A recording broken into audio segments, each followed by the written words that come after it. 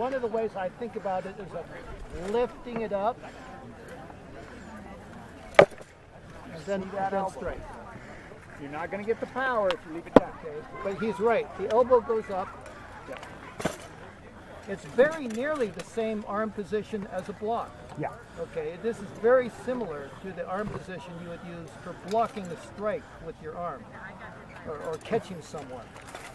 But I think of it as catching the partner's sword, controlling it and moving out of the way, and see my arm is in just the right position to do that.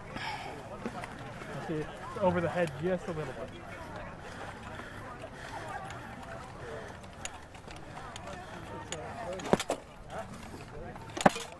And if you have trouble doing both at the same time, just slow down. Bring the sword up first, and then strike.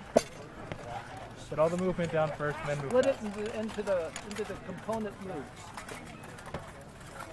Okay. Here. Think of lifting my stick up out of the way.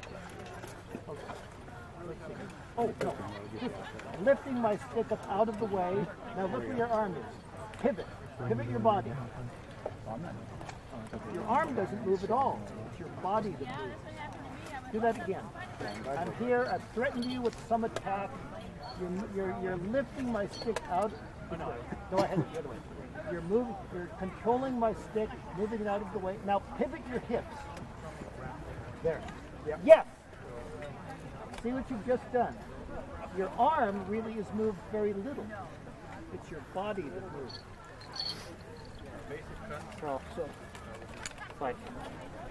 So I'm here.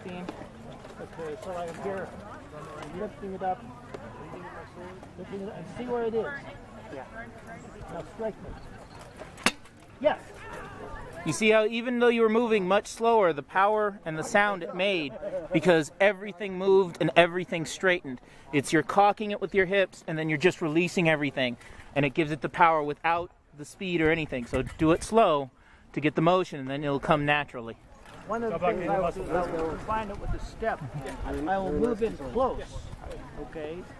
I'm stepped in here. And if you're interested in So that, it's almost that's like the I'm doing unarmored combat. this. You might not be able to fight, but you might be able to practice. There are active people who practice that in Burbank and other areas where they study the manuals, they practice the traditional sword forms. So it's a lot more like Yes. the Oriental martial arts and what they do as opposed to what the heavy Okay, fighters if do. I'm blocking here, this you're blocking. Okay. Look, this is the same body motion, both for the block and the strike. You're pivoting in order to put your shield in the right position. You're pivoting to put the stick in the right position. You're moving your arm too much. And I'm talking too much. Okay. So it's like, if you were going to strike me, I need to get this spot, right? Well, go into your guard position. No, Right. it's everything. What you're going to do, if you're sitting you, that's when you bring the arm up just a little bit. You got to bring it up. And then you twist your hips. Keep the sword straight like this and twist your hips. I think I get it. My name, I made this whole Set your shield down. Say that I'm right here. Grab me. Push me out of the way. Okay, so you're from the LA area? Okay. So What you it's like I've gone. Okay. Now, exaggerate the hips. Exaggerate that lower body. Exaggerate your body movement. It's as if you're doing that. As if you're pulling me in. Okay. It's like I did some in the outline here. I love the outline because it had a lot of different Yeah. Oh, cut all the way through. Didn't really. I don't think you can remember. Yes. better? Yeah. Some of the other stats were out there. But the strength is from your legs, not from Put some movement in your right foot. because it's staying very static. So it's fun, but it's with he fights more spear slash. And actually, really, this is actually a very strong. This is actually a very powerful fighting position from back here. This is one of the guard positions. This is one of the guard positions for protecting against the rat. Yeah. It's also a very strong ready position for attacking. Especially with those. I kept trying to. I remember. For right now, at this moment, it's more important to be strong than to be fast. Work on the strength first, and the speed second.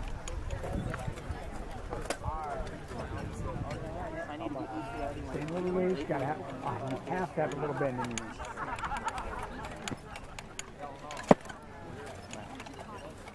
Alright, now, once you do it without, once you just take your hand and stretch out. But sometimes, that, I'm going to be at range, and I'm going to want to throw that. Gives you a little bit extra range in there. That's, Can you do me a favor and watch the video camera? yeah, sure.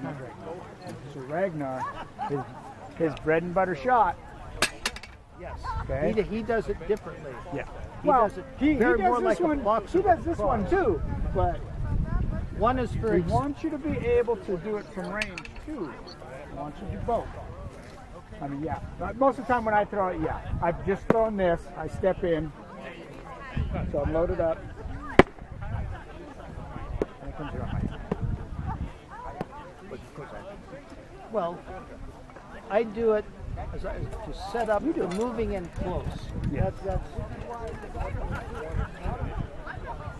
I talk too much.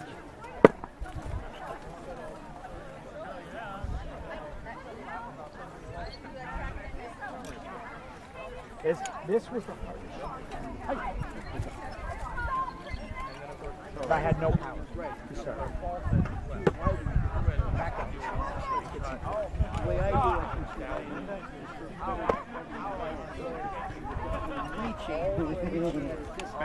Oh, I forget. You lead with the other leg. I leave the wrong way. Well, no, a lot of people lead with that. I like the a lot of my scores. Just gotta get that little knee bend, back knee, just stretch it, and bend your front knee, you get a lot extra range.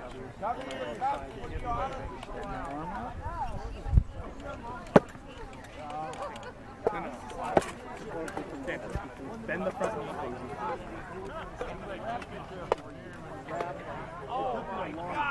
Yes, I have it recorded. Because some people like to see the instruction so that they can watch it later and follow it. Front leg, a little bend, gives you like an extra 4 or 5 inches. But there's a couple different.